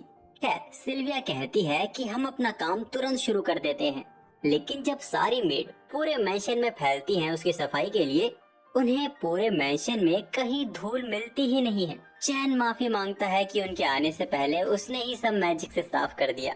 सिल्विया को तो कोई हैरानी नहीं हुई, वो तो अपने मास्टर को पहले से ही जानती है। चैन का बटलर कहता है कि वो यहाँ सब कुछ संभाल लेगा, वो अपने पिता के मैंशन बेझिझक जा सकता है। चैन तो भूल ही गया था कि आज उसका बड़ा भाई आने वाला है। इसके कुछ देर बाद हम चैन को देखते हैं जो अपनी फैमिली के साथ बैठा हुआ था। उसके बड़े भाई उसकी तारीफ करते हैं कि उसने उनसे पहले कामयाबी हासिल कर ली। रिने तो बहुत ही एक्साइटेड हो रही थी चैन का मैंशन देखने के लिए। तभी उसका बड़ा भाई कहता है कि उन्होंने सुना है कि मैंशन थोड़ा खंडर जैसा है, वहाँ डरावनी चीजें हो सकती हैं। रिने डर जाती है और कहती है कि चैन उसे बचा लेगा। अब जब उनका परिवार चैन का मैंशन देखने आता है तो वो हैरान हो जाते हैं। वो महल एकदम ब्रांड न्यू लग रहा था। गैरम को भी यकीन था जब वो कुछ सालों पहले आए थे, यहाँ की हालत बहुत ही खराब थी। वो समझ जाते हैं कि चैन की ही कोई करामात है। अब पूरा मैंशन देखने के बाद गैरम को इसमें कुछ कमी दिखी। इसमें कोई शक नहीं कि मैंशन को काफी अच्छी तरीके से सजाया गया है, लेकिन यहाँ आर्ट की कमी है। नोबल्स को आर्ट बहुत पसंद होता है और वो अपने मैंशन को आर्ट से सजाना काफी पसंद करते हैं। आर्ट जैसे कि पेंटिंग, आर्मर और मॉन्स्टर्स के पुतले। गैरम के ये कहते ही चैन गायब हो जाता है और अगले ही सेकंड वापस लौट आता है। तभी अचानक सिल्विया के चिल्लाने की आवाज आती है। गैरम और चैन तुरंत देखने बाहर जाते हैं। हम देखते हैं कि सभी मेड और बटलर डरे हुए हैं। असल में चैन ने एक विशालकाय ड्रैगन का पुतला रख दिया था, जिसको देख के वो सब डर गए थे। गैरम भी गुस्से में अपने बेटे से पूछता है कि ये सब क्या है और उसने इसे यहाँ क्यों लगाया है। चैन बोलता है कि उसने इसे हरा दिया है। गैरम हैरान हो जाते हैं। रेड ड्रैगन कैलेमिटी क्लास का मॉन्स्टर, जिसको ए रैंक के एडवेंचरर की पार्टी भी बिना घायल हुए हरा नहीं सकती, उसको चैन ने कुछ ही पलों में हरा दिया। चैन शायद जानता नहीं है कि ये ड्रैगन कितना रेयर है। इसकी कीमत 1000 प्लेटिनम कॉइंस के बराबर जितनी है। चैन की पुरानी दुनिया में ये कीमत 10 बिलियन येन के बराबर थी। गैरम इसको हटाकर कुछ सही लगाने को कहता है और तभी चैन की माँ के चिल्लाने की आवाज आती है। वो चैन से पूछती है कि उसने ये बाथरूम में क्या लगाया है जो उन्हें इतना बेहतरीन लग रहा है। चैन ने कुछ नहीं, बस अपने मैजिक से एक जेट स्प्रे बना दिया है, जिसकी मदद से अब इन्हें हाथ लगाने की जरूरत नहीं पड़ेगी। गैरम कहते हैं कि तुम लड़कियां काफी ड्रामा करती हो, तो सरहा बोलती है कि वो खुद ट्राई क्यों नहीं करता। फिर गैरम अंदर जाते हैं और पागल ही हो जाते हैं और बाहर आकर कहता है कि अगर सरा चाहती है तो वो ये अपने घर में भी बनवा लेंगे। वैसे गैरम चैन को तैयार होने को कहते हैं। उसे मेहमानों को अपने मैंशन में इनवाइट करना होगा। हर नोबल को ये करना पड़ता है जब उसे मैंशन मिलता है। दूसरे शब्दों में चैन को डेब्यू पार्टी रखनी होगी। चैन तो बावला ही हो जाता है। एक और पार्टी करनी होगी। चैन का तो सिर दर्द करने लगा था। वो इन सब के बारे में कुछ भी नहीं जानता। तभी चैन का नया बटलर कहता है कि उसने सभी तैयारी कर ली है। उसने उन लोगों की लिस्ट भी बना ली थी जिनको चैन को इनवाइट करना चाहिए। चैन इसके लिए अपने बटलर कोलन को शुक्रिया कहता है उसने लिस्ट पढ़ के देखी। उसमें ड्यूक एरिक और प्राइम मिनिस्टर मैग्ना का नाम था और उसमें उस शख्स का भी नाम था कार्जिनो, जो चैन की इस कामयाबी के खिलाफ था। लेकिन उन्हें बुलाना ही होगा क्योंकि वो हाई रैंक के नोबल हैं। इसको लेके चैन थोड़ा परेशान था, पर फिर वो लिस्ट देखता है और फिर कोलन से पूछता है कि क्या हमें किंग को इनवाइट नहीं करना चाहिए। कोलन जवाब देता है कि हाई रैंक के नोबल और रॉयल्टी ही किंग को इनवाइट कर सकते हैं। खैर, इसके बाद लिस्ट के अकॉर्डिंग पार्टी के लिए चैन को अल्कोहल, फूड और गिफ्ट की जरूरत पड़ेगी। चैन तो परेशान होने लगता है, यार कितना सारा काम करना है। सर दर्द की बात तो ये थी कि वो सभी नोबल्स को क्या गिफ्ट देगा। तब सिल्विया चैन को आइडिया देती है कि वो अपने तरीके से उनकी मेहमान नवाजी क्यों नहीं करता। सिल्विया की ये बात चैन को काफी अच्छी लगी। इसके कुछ देर बाद हम देखते हैं कि चैन अपने मैजिक से कांच के ग्लासेस बना रहा था, जो कि चमकीले और बहुत ही सुंदर थे। चैन ने सभी को यही तोहफे में देने का डिसाइड किया है। इन ग्लासेस के द्वारा ही चैन अपनी मेहमान नवाजी दिखाएगा। हमें पता चलता है कि चैन ने खाना भी अपने तरीके से ही बनवाया है। उसने अपनी दुनिया का हैमबर्गर यहाँ बनवाया है। वो सिल्विया से इसको टेस्ट करने को कहता है। उसने टेस्ट किया और वो तो इसके स्वाद की दीवानी ही हो गई। फिर उसने चैन की दुनिया की शराब पीकर देखी और वो तो कमाल ही थी। हैमबर्गर के साथ इसकी जोड़ी ऐसे लगती है जैसे ये दोनों एक दूसरे के लिए ही बने हैं। चैन ने अपने मैजिक से शराब में थोड़ा फिजी ऐड किया है। वो तो माइनर है, वो पी नहीं सकता, इसीलिए वो जानता नहीं कि ये कहीं ज्यादा स्ट्रॉन्ग तो नहीं बन गई है। पर जिस तरीके से सिल्विया को चढ़ी हुई थी और लगातार ग्लास पिए ही जा रही थी, पता चलता है कि उससे ये झेल ही नहीं जा रही। तभी घबराया हुआ कोलन वहाँ आता है। वो चैन को बताता है कि रॉयल पैलेस से एक मैसेंजर आया है। अगले ही सीन में हम चैन को किंग के सामने बैठा हुआ देखते हैं और किंग बिल्कुल भी खुश नहीं दिख रहे थे। तभी गुस्सैल आवाज में किंग चैन से पूछते हैं उन्हें उसकी डेब्यू पार्टी का इनविटेशन क्यों नहीं आया है। वो भड़क जाते हैं कि उसने इनविटेशन एरिक और मैग्ना को तो भेजा, लेकिन जिसने उसे महल दिया उसको ही उसने इनवाइट नहीं किया। तभी एरिक किंग के मुंह पर इनविटेशन दिखाते हुए कहता है कि आपको सिर्फ हाई रैंक के नोबल्स ही इनवाइट कर सकते हैं मेरे मैजेस्टी। किंग की आंखों में आंसू आ गए थे। वो कहते हैं कि वो उसके होने वाले पिता हैं, आखिर वो उन्हें ही कैसे नकार सकता है। चैन उनसे माफी मांगता है और कहता है कि वो उन्हें इनविटेशन देना चाहता था, लेकिन पिछली मुलाकात के वक्त वो बहुत ही बिजी थे। वो उन्हें इनविटेशन देने के लिए एक अच्छी अपॉर्चुनिटी का वेट कर रहा था। चैन किंग को उनका इनविटेशन दे देता है। उसके मिलते ही किंग मानो खुशी के मारे पागल ही हो गए थे। वो एरिक को दिखाने लगते हैं कि देखो मुझे भी इनविटेशन मिला है। चैन बार बार बच गया। अच्छा हुआ कि उसने कोलन के एडवाइस पे एक इनविटेशन कार्ड रख लिया। अब जब मेड को पता चलता है कि किंग भी पार्टी में शामिल होने वाले हैं, उन्हें यकीन नहीं होता। वो पूछती हैं कि वो पार्टी में क्यों शामिल हो रहे हैं, तो चैन उन्हें बता ही देता है कि वो प्रिंसेस टेलेस्टिया का होने वाला पति है। लड़कियों को तो यकीन ही नहीं होता। सिल्विया सभी लड़कियों को शांत करती है और कहती है कि जो भी पार्टी में शामिल होगा सभी को अच्छी मेहमान नवाजी दी जाएगी। खैर, ये वक्त भी आ गया था। कई नोबल्स चैन की पार्टी में शामिल होते हैं। ड्यूक एरिक भी सिल्क के साथ चैन की पार्टी में शामिल हुए थे। एरिक अंदर आते ही हॉल में रेड ड्रैगन को देख हैरान हो जाते हैं। उन्होंने इसकी काफी कहानियां तो सुनी थी, पर कभी वो इतने करीब से इसे देखेंगे उन्होंने कभी सोचा नहीं था। सिल्क तो यहाँ अपना फ्यूचर इमेजिन कर रही थी जब वो यहाँ रहा करेगी। एरिक उन्हें रोकते हैं कि अभी इसके लिए बहुत वक्त है। इसके बाद चैन वहाँ कमाल की स्पीच देता है और पार्टी को शुरू करता है। चैन के यहाँ की नई तरह की वाइन सभी को बहुत ही पसंद आई और इस ग्लास ने तो एरिक का पूरा टेंशन ही छीन लिया है। चैन बताता है कि ये ग्लास सभी के लिए उसकी तरफ से तोहफा है। वो इस ग्लास को अपने साथ ले जा सकते हैं। चैन के द्वारा बने गए खाने ने तो सभी को चैन का दीवाना ही कर दिया था। तभी किंग भी चैन की पार्टी में शामिल होते हैं। कईयों को तो यकीन ही नहीं होता कि किंग भी पार्टी में शामिल हुए हैं। किंग को वाइन सर्व की जाती है, पर किंग तो पहले ही ग्लास की खूबसूरती में खो जाते हैं। फिर जब उन्होंने वाइन पी वो तो उछल ही गए थे। फिर किंग को हैमबर्गर सर्व किया गया। इसके लिए तो किंग के पास शब्द ही नहीं थे। वो बस इसकी तारीफें करे ही जा रहे थे। तभी क्वीन भगी भगी चैन के पास आती है और पूछती है कि टॉयलेट में ये पानी की धार कैसी है, जिसने उनको यही जन्नत का एहसास करवा दिया। वो चैन को बोलने भी नहीं देती और चैन को एक उनके महल में भी लगाने को कहती है। किंग भी पूछते हैं कि ऐसा क्या देख लिया मैडम, तो क्वीन भी कहती है आप खुद क्यों नहीं देख लेते सर जी। किंग को तो अंदर मजा ही आ गया। वो तो बाहर आते ही चैन पर भड़क पड़ते हैं। उसने ऐसी कमाल की चीज लगा रखी है और उन्हें बताया भी नहीं। वो चैन को कल ही एक ऐसा उनके महल में भी लगाने को कहते हैं। किंग यहाँ कमिट करते हैं कि चैन की पार्टी का सिर्फ खाना ही नहीं बल्कि यहाँ तो सब कुछ ही बेहतरीन है। वो इसको महान मेहमान नवाजी का दर्जा देते हैं। किंग के द्वारा ऐसी तारीफ मिलना बिल्कुल भी आम बात नहीं है। सभी नोबल्स चैन के लिए तालियां बजाने लगते हैं। तभी चैन का बटलर उसके लिए एक खबर लाता है। हमें पता चलता है कि कारजिनो भी आ गया है। वो अंदर घुसा भी नहीं और उसने महल की बेइज्जती करना शुरू भी कर दिया। वो चैन के महल को डॉग हाउस से कंपेयर कर रहा था। कारजिनो अंदर जाने लगता है। कोलन कारजिनो को रेड ड्रैगन के बारे में बताने वाला था पर चैन उसे वहीं रोक लेता है।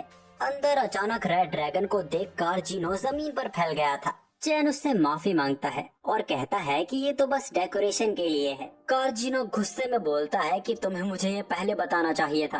कारजिनो अंदर जाता है और हर एक चीज की बुराई करने लगता है। बाकी नोबल्स को भी कारजिनो का ये बर्ताव बिल्कुल भी अच्छा नहीं लगा। खासकर उसका ये एटीट्यूड तब है जब वो किंग के बाद आया है। उसे तो यकीन था कि यहाँ की शराब भी बकवास होगी। उसने एक सिप ली और उसे मजा ही आ गया, लेकिन वो कहता है कि ये एकदम बकवास थी। इसके बाद उसे हैमबर्गर सर्व किया जाता है। उसकी बनावट को देख ही वो उसकी बुराई करने लगता है। वो उसे खाकर देखता है और उसकी तारीफ करे बिना रह नहीं पाया, लेकिन फिर भी वो बोलता है कि ये एकदम बकवास है। पर इसके बावजूद भी वो खाए ही जा रहा था। कारजिनो का ये बिहेवियर सभी को वहाँ परेशान कर रहा था। कोलन चैन को याद दिलाता है कि कारजिनो एक मार्किस है, तो प्लीज चैन कुछ भी गड़बड़ करने की ना सोचे। लेकिन फिर भी चैन के मन में कुछ तो खुराफाती चल रहा था। वो कहता है कि तब तक तो सब ठीक है ना, जब तक मैं कुछ गड़बड़ नहीं करता। चैन कारजिनो के सामने वही ग्लास लेकर जाता है और तोहफे के तौर पर इन्हें लेने के लिए कहता है। कारजिनो कहता है कि अगर मेरे लिए तोहफा है तो सारे ग्लास मुझे दे दो और मुझे यहाँ मौजूद सारी शराब भी चाहिए। और वो कहता है कि जाने से पहले उसे उस डिश की रेसिपी भी तैयार चाहिए। चैन रिस्पेक्टफुली कहता है कि वो ये नहीं कर सकता। कारजिनो गुस्सा हो जाता है। चैन उससे समझाता है कि वो यहाँ आए सभी नोबल को तोहफे में ग्लास दे रहा है। कुछ देर सोचने के बाद चैन कहता है कि वो उसे ये तो नहीं दे सकता, लेकिन वो उसे किंगडम की सबसे कीमती चीज दे सकता है। कारजिनो को लग रहा था कि शायद कोई ज्वेलरी होगी। चैन कहता है कि वो चीज तो उससे भी कीमती है। अब तो कारजिनो से सब्र ही नहीं हो रहा था। उसे वो चीज तुरंत से तुरंत चाहिए थी। इसी दौरान चैन अपने सर्च मैजिक से किसी को ट्रैक कर रहा था। जैसे ही वो चीज करीब आती है, चैन वहाँ से हट जाता है और कारजिनो को किंगडम की सबसे कीमती चीज को एक्सेप्ट करने को कहता है, जो कि और कोई नहीं खुद ही किंग थे। किंग को देखते ही कारजिनो घुटनों पर आ जाता है। वो किंग से सवाल करता है कि वो एक मामूली से नोबल की पार्टी में क्या कर रहे हैं। किंग उसे याद दिलाते हैं कि ये वही शख्स है जिसने टेलेस्टिया की जान बचाई थी, तो आखिर वो इस पार्टी में क्यों शामिल नहीं होगा। तभी एरिक कारजिनो से पूछते हैं कि वो यहाँ कब आया, कहीं वो यहाँ किंग और उसके बाद तो नहीं आया। कारजिनो झूठ बोलने लगता है कि ऐसा बिल्कुल भी नहीं है। किंग ने आज जो अपनी आंखों से कारजिनो का एटीट्यूड देखा है, उन्हें लगता है कि अब उन्हें कारजिनो के फ्यूचर के बारे में एक बार फिर सोचना पड़ेगा। कारजिनो अब यहाँ मुंह मियाँ मिट्ठू होने लगता है। जो वो हर एक चीज की यहाँ बुराई कर रहा था, अब अचानक उसे यहाँ हर एक चीज पसंद आने लगती है। वो कहता है कि वो तो बस यहाँ ये जानने के लिए क्यूरियस था कि ये सब कैसे बनी है। किंग कारजिनो की ढंग से क्लास लेते हैं। कारजिनो भी चुपचाप वहाँ से निकल भागता है। तभी सिल्क चैन के पास आती है और कहती है कि उसने सब देखा। वो पूछती है कि ये सब उसी का प्लान था ना। तभी एरिक भी पूछते हैं, तो मतलब तुमने हमारा इस्तेमाल किया। चैन भी ध्यान न देते हुए कहता है कि हाँ, उसने सोचा कि अगर वो कुछ नहीं कर सकता तो वो किंगडम की सबसे भारी चीज का इस्तेमाल करेगा। चैन ने ध्यान ही नहीं दिया और किंग और एरिक दोनों ही उसके पीछे थे। किंग चैन से पूछते हैं, अच्छा तो क्या हम किंगडम की सबसे भारी और बड़ी चीज हैं? बेचारे छोटे से बच्चे के साथ हर कोई खेल रहा है।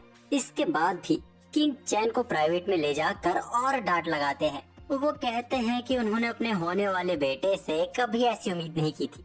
वो अपने पिता का ऐसे इस्तेमाल कैसे कर सकता है। चैन किंग को समझाता है कि वो सीधा कार्जिनों का सामना नहीं कर सकता था, उसके पास बस यही एक तरीका था।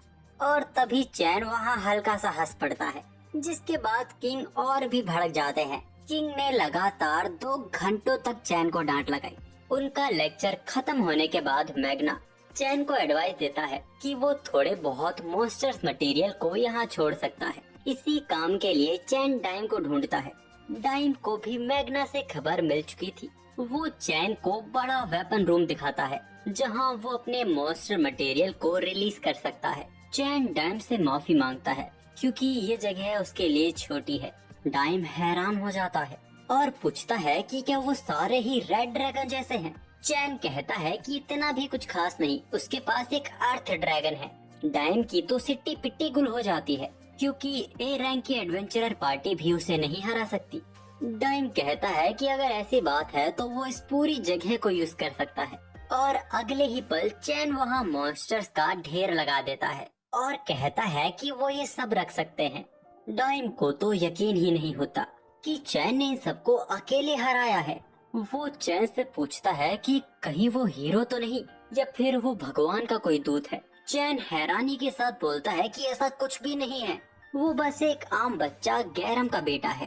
खैर डाइम उसकी बात को मान लेता है और कहता है कि उसे इन सबको कहीं और पहुंचाने में वक्त लग जाएगा। चैन भी ये कहकर वहाँ से जाने लगता है कि ये सब जब हो जाएगा वो वापस आ जाएगा, लेकिन डाइम उसे जाने ही नहीं देता और उसकी मदद मांगता है सोल्जर्स की ट्रेनिंग में। और इसी बहाने वो उसे अपने कैप्टन से भी मिलवाना चाहता था। असल में डाइम के कैप्टन को स्ट्रॉन्ग लोग पसंद है। डाइम उनके सामने ये दिखाकर शो ऑफ करना चाहता है कि चैन क्या क्या कर सकता है। और इसके अगले ही सीन में हम देखते हैं कि चैन सभी सोल्जर्स के खिलाफ खड़ा है। इससे 1 मिनट पहले डाइम ने चैन को सभी सोल्जर से इंट्रोड्यूस करवाया और उसकी काबिलियत के बारे में भी बताया कि उसने क्या क्या कारनामे किए हैं। पर इसके बावजूद रॉयल सोल्जर्स 10 साल के बच्चे के खिलाफ लड़ने में हिचकिचा रहे थे। तो जिसको इस बात से आपत्ति थी, डाइम उसे ही सबसे पहले चैन के खिलाफ भेजता है। वो चैन को पहले हमला करने का मौका देता है। चैन उसकी बात को मान के पूरे मैदान में तेजी से मूव करने लगता है। 1 सेकंड से भी कम वक्त में उसने उसकी तलवार तोड़ दी और उस सोल्जर ने भी तुरंत हार मान ली। चैन भी डर गया कि कहीं उसने कुछ ज्यादा तो नहीं कर दिया। वो चुपचाप वहाँ से निकलने लगता है, लेकिन डाइम उसे फिर रोक लेता है और अब वो चैन को सभी सोल्जर से एक साथ लड़ने को कहता है। उनके बीच ये लड़ाई शुरू होने ही वाली थी कि कहीं से एक लड़की उन्हें रोक देती है। वो नीचे उतरकर आती है और सवाल करती है अपने सोल्जर से कि उनका सम्मान कहाँ है, और सवाल करती है कि एक बच्चे पर सभी ने तलवार क्यों तानी हुई है। वो चैन को गले लगा लेती है और कहती है कि अब उसे डरने की जरूरत नहीं है, वो आ गई है, वो उसे कुछ नहीं होने देगी। चैन गौर करता है कि ये लड़की तो एल्फ है। अब वो लड़की डाइम को डांटने लगती है कि जब वो यहाँ मौजूद था तो उसने ये सब रोका क्यों नहीं। असल में ये लड़की और कोई नहीं, यही वो कैप्टन है जिसकी डाइम बात कर रहा था। डाइम उसे बताता है कि चैन वही लड़का है जिसने टेलेस्टिया प्रिंसेस को बचाया था। अब ये बात पता चलते ही उस लड़की का बर्ताव पूरी तरह बदलने लगता है। अचानक वो लड़की चैन को लड़ाई के लिए चैलेंज कर देती है और इस बार ये कोई दिखावे की लड़ाई नहीं बल्कि एक असली लड़ाई थी। और वो ये भी कहती है कि वो मुंह से ज्यादा तलवारबाजी से बात करने में ज्यादा यकीन रखती है। इस बीच हमें ये भी पता चलता है कि इस लड़की ने मास्टर स्वॉर्ड पर्सन का टाइटल होल्ड किया हुआ है, यानी कि ये लड़ाई चैन के लिए टक्कर की हो सकती है। वो चैन को अपनी लकड़ी की तलवार बदलने का भी वक्त नहीं देती और चैन पर हमला कर देती है। इन दोनों की लड़ाई ने वहाँ एक ऐसा रुख ले लिया था कि कोई भी अपनी आंखों से इनकी रफ्तार को देख भी नहीं पा रहा था। लेकिन अचानक चैन उस लड़की के सामने आके गायब हो जाता है और उसके पीछे आके उसकी गर्दन पर तलवार रखकर उसे हरा देता है। इस ही पल में कैप्टन को चैन से प्यार हो गया था। उसने डिसाइड कर लिया था कि वो चैन को ही अपना पति बनाएगी। कैप्टन के इस अचानक प्रपोजल ने सबको वहाँ शॉक में डाल दिया। चैन भी कहता है कि ये तुम क्या बकवास कर रही हो, मैं बस 10 साल का हूँ और तुम्हारे बारे में मैं कुछ भी नहीं जानता। तो कैप्टन चैन को अपना नाम बताती है तिजुआना वॉन लिबर्ट, वो ड्यूक लिबर्ट की बेटी है जो पूरे नॉर्थर्न फॉरेस्ट को देखते हैं, और वो कहती है कि उसे एज की परवाह करने की कोई जरूरत नहीं है। वो एक एल्फ है जो 300 सालों तक जी सकती है, तो वो जल्दी बूढ़ी नहीं होने वाली। पर चैन के लिए खूबसूरती कोई परेशानी है ही नहीं, वो तो किसी और बात को लेके परेशान था। वो कहती है कि उसके पिता भी इसमें दखल नहीं देंगे, क्योंकि घर छोड़ने से पहले वो ये बोलकर आई थी कि वो यहाँ वापस अपने पार्टनर के साथ ही लौटेगी, जो कि अब उसे मिल गया है। चैन तो घबराया हुआ था किंग और उनकी बेटी और अपने पिता का वो सामना कैसे करेगा। चैन डाइम को उसे समझाने को कहता है, लेकिन डाइम वहाँ खड़े खड़े सोने की एक्टिंग करने लगता है। समहाउ उसे समझ आता है कि वो ये इतने बड़े फैसले अकेले नहीं ले सकती। चैन खुश हो जाता है। फिर वो कहती है कि उसे किंग से बात कर लेनी चाहिए, और वो डाइम को किंग के साथ अपॉइंटमेंट फिक्स करने को कहती है। चैन की तो वाट ही लग गई थी, अब हालात और भी ज्यादा बिगड़ जाएंगे। तिजुआना चैन को एक शब्द नहीं बोलने देती और उसे अपने साथ ले जाती है। अगले ही पल हम तिजुआना और चैन को किंग के सामने बैठा हुआ देखते हैं। तिजुआना ने किंग के सामने सीधा बक दिया कि वो चैन से शादी करेगी। किंग और गैरम को तो मानो दिल का दौरा ही पड़ गया था। वो चैन को तुरंत सब कुछ एक्सप्लेन करने को कहते हैं। चैन उन्हें शुरू से सारी बात बताता है। गैरम चैन से पूछते हैं कि क्या वो इस बात से वाकिफ भी है कि आखिर तिजुआना कौन है। असल में तिजुआना सिर्फ एक कैप्टन ही नहीं, बल्कि लिबर्ट नेशन जहाँ से वो आई है वो पूरा एल्फ्स का इलाका है। और जैसा कि हम सब जानते हैं कि एल्फ्स कितनी ज्यादा खूबसूरत होती है, इसी कारण पिछले वक्त में इन लोगों को जबरदस्ती वॉर में घसीटा जाता था। इनकी खूबसूरती की वजह से इनको किडनैप किया जाता था, इनको स्लेव्स बना के रखा जाता था। लेकिन उनका जो ये किंगडम है एसफोर्ड, यहाँ के पहले राजा किसी भी तरह के डिस्क्रिमिनेशन को पसंद नहीं करते थे। उनका नाम था यूया टेरा हिरासावा। उन्होंने एल्फ्स के नेशन को अपनी प्रोटेक्शन दी। लिबर्ट टेरिटरी एक इंडिपेंडेंट नेशन है और तिजुआना वहाँ की राजकुमारी है। सीधे शब्दों में कहा जाए तो चैन को एक राजकुमारी से शादी का प्रपोजल आया है। आखिर किंग तिजुआना को सच बताते हैं कि चैन पहले ही सिल्क और उनकी बेटी टेलेस्टिया के साथ इंगेज है। तिजुआना को बहुत बड़ा झटका लगा। वो एडमिट करती है कि चैन इतना खास है कि किंग और एरिक दोनों ने ही चैन को पहले ही बुक किया हुआ है, पर इसके बावजूद वो चैन से शादी करना चाहती थी। अब तो किंग भी कुछ नहीं कर सकते थे। वो कहते हैं कि वो तब मानेंगे जब वो अपने पिता को लेटर लिखकर सब कुछ बता देगी, और उनकी मर्जी मिलने के बाद ही वो आगे बात करेंगे। उनकी बात मानकर तिजुआना चैन को लेके वहाँ से निकल जाती है। किंग को तो यकीन ही नहीं हो रहा था कि चैन ने तिजुआना को भी हरा दिया। वो यहाँ की सबसे ताकतवर सोल्जर थी। तभी डेम किंग को एक अजीब बात बताता है जो उसने नोटिस की। वो किंग को बताता है कि जब उसने चैन से पूछा था कि क्या वो गॉड का स्टूडेंट है, तो चैन एक वक्त के लिए घबरा गया था। वो सब डेम की इस बात पर गौर करने लगते हैं। तब मैग्ना बोलता है कि उनके पास एक तरीका है जो सब सच सामने ला देगा। अगर आप लोगों ने इस वीडियो पर सपोर्ट दिखाया तो मैं इसका नेक्स्ट पार्ट भी अपलोड करूंगा, और कमेंट में जरूर बताना कि आपको ये एनिमे कैसे लगा।